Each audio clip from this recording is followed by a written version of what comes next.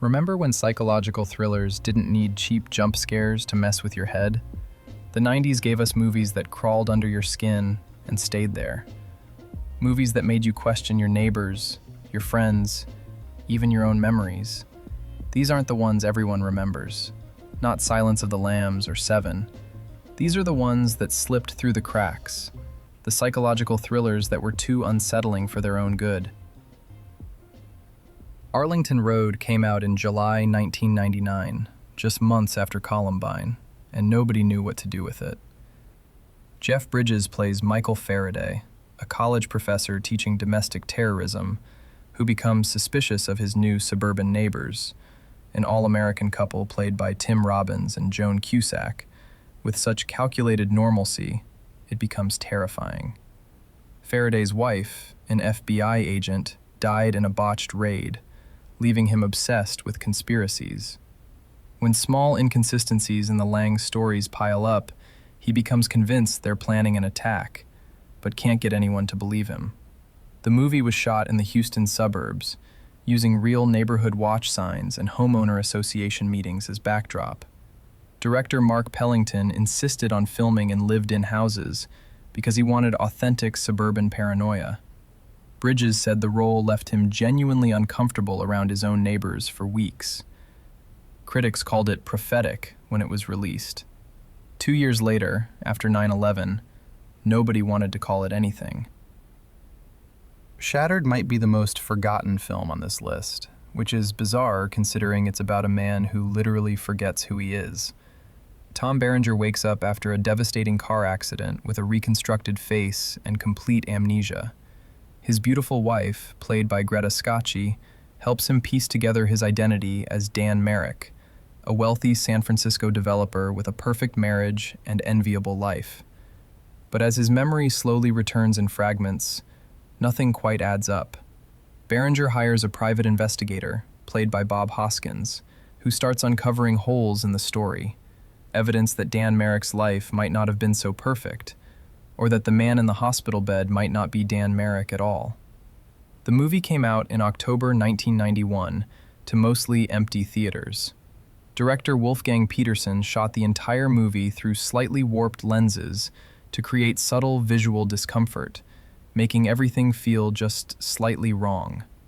Berenger wore facial prosthetics for the first half of filming to make his own face feel foreign to him. Bob Hoskins improvised most of his dialogue because he said the script's words felt too clean for a dirty story. It's a nasty little noir that deserved a better fate than obscurity. The Hand That Rocks the Cradle made hiring a nanny feel like Russian roulette. Rebecca De Mornay plays Peyton, a woman whose obstetrician husband commits suicide after being accused of sexual assault by several patients, including Claire Bartel, played by Annabella Sciorra. Peyton loses everything: her husband, her home, and her unborn child after a miscarriage brought on by the stress. Consumed by rage, she plots revenge against Claire by posing as the perfect nanny for Claire's newborn and young daughter. Once inside, she systematically works to replace Claire in every way, all while presenting herself as indispensable. De Mornay lived with a real nanny for 3 weeks to study the intimate dynamics of being in someone else's family. Director Curtis Hanson shot the film to feel claustrophobic even in its spacious suburban setting, turning the family home into a trap. Annabella Sciorra had actual panic attacks during several scenes because De Mornay stayed in character between takes. The film became a sleeper hit in January 1992, proving that sometimes the most terrifying villain is the one you invite inside and never see coming.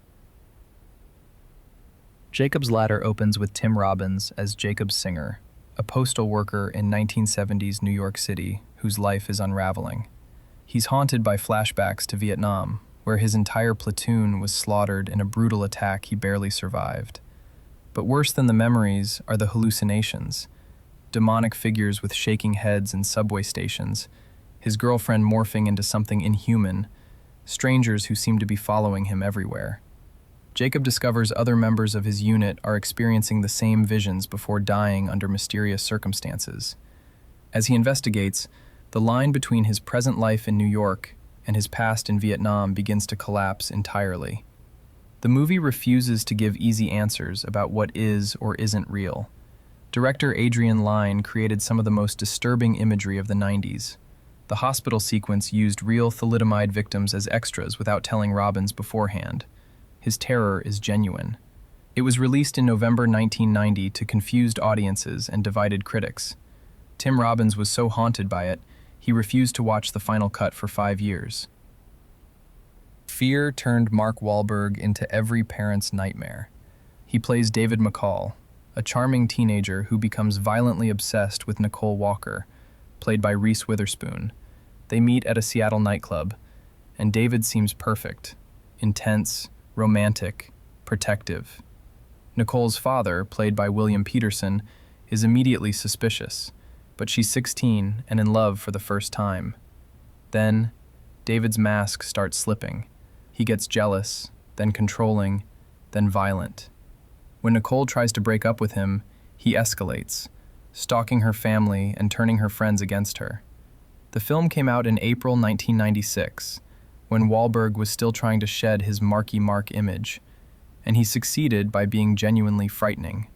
The chest-carving scene where David cuts Nicole's name into himself was Wahlberg's idea. He used a dulled knife but still drew blood, and director James Foley kept the camera rolling. The movie's depiction of teenage relationship violence was considered so realistic that some schools used clips in counseling programs. It's a dark, uncompromising thriller that understood abusive relationships years before the culture caught up. Single white female coined a phrase that became cultural shorthand for obsessive imitation, turning a simple roommate search into a horror story nobody asked for. Bridget Fonda plays Allie, a New York fashion designer who needs a roommate after breaking up with her boyfriend. Jennifer Jason Leigh answers the ad as Hetty, a shy, mousy woman who seems harmless enough. At first, Hetty is the perfect roommate, considerate, helpful, eager to please. But then she starts dressing like Allie, copying her hairstyle, inserting herself into Allie's professional life. When Allie tries to reconcile with her boyfriend, Hetty becomes possessive and manipulative. The imitation escalates from flattery into something far more sinister, and Allie realizes too late that Hetty doesn't just want to be like her. She wants to become her, and she'll eliminate anyone who gets in the way. Leigh spent weeks observing Fonda's mannerisms before filming began, studying how she held her coffee cup, how she tucked her hair behind her ears. She didn't tell Fonda she was doing it. It's psychological horror disguised as a thriller. Leigh makes Hetty's desperation feel almost sympathetic before it turns lethal, which is exactly what makes it so psychotic. The Crush introduced audiences to a 16-year-old Alicia Silverstone, playing a teenager who becomes dangerously obsessed with an older journalist. Silverstone was actually 16 during filming, and her performance is unsettling precisely because she plays it as something learned but not understood. Cary Elwes plays Nick, a writer who rents a guest house from Adrian's wealthy family. Adrian develops an intense fixation on him, interpreting his polite friendliness as romantic interest. When Nick starts dating someone his own age, Adrian's obsession turns vengeful. She sabotages his relationships, makes false accusations, and escalates to increasingly dangerous acts of manipulation and deceit. Writer-director Alan Shapiro based the story on his own experience with a girl who stalked him, which he didn't reveal until after filming. Elwes was deeply uncomfortable with the kiss scene and requested a body double for Silverstone, but she insisted on doing it herself, saying it was important for the character. The film walked a tricky line between thriller and exploitation, with Silverstone's star-making performance managing to be both vulnerable and genuinely menacing. It launched her career, but also typecast her in ways she'd spend years trying to escape. Malice sold itself as a medical thriller, but turned into something weirder. Bill Pullman and Nicole Kidman play a couple dealing with a mysterious serial rapist terrorizing their college town, while also struggling with infertility. When Kidman's character needs emergency surgery, Pullman's old college friend, a hotshot surgeon played by Alec Baldwin, performs the operation but removes her ovaries, claiming it was medically necessary. She sues for malpractice, and Baldwin delivers his infamous "I am God" courtroom speech that wasn't even in the original script, He improvised it during rehearsal, and director Harold Becker immediately rewrote the scene around it. The film went through extensive rewrites involving multiple screenwriters, including Aaron Sorkin, who contributed many of the thriller elements in the final version. Sorkin later distanced himself from the project, expressing disappointment with how it turned out and calling it a mess. It's a deranged thriller that keeps pulling the rug out from under you, revealing layers of deception that make you question everything you've watched from the opening scene. The Good Son proved Macaulay Culkin could play against type in the most disturbing way possible. Elijah Wood plays Mark, a boy sent to stay with his aunt and uncle in Maine after his mother's death. His cousin Henry, played by Culkin at the height of his Home Alone fame, seems like the perfect companion. Charming, adventurous, eager to show Mark around. But small cruelties start emerging, and Mark realizes Henry isn't just troubled, he's genuinely dangerous. But Henry is so skilled at manipulation that no adult will believe Mark's accusations, leaving him trapped in a house with a child who might be capable of murder. Released in September 1993, the film's most infamous moment is the cliff scene, where a mother must choose which boy to save. It was shot on location in Maine during an actual storm, and the stunt coordinator quit the day before, calling it too dangerous. They shot it anyway. Culkin's performance was so convincingly cold that several child psychologists wrote concerned letters to the studio. The film essentially ended his career as a child actor. He wouldn't appear in another theatrical film for a decade,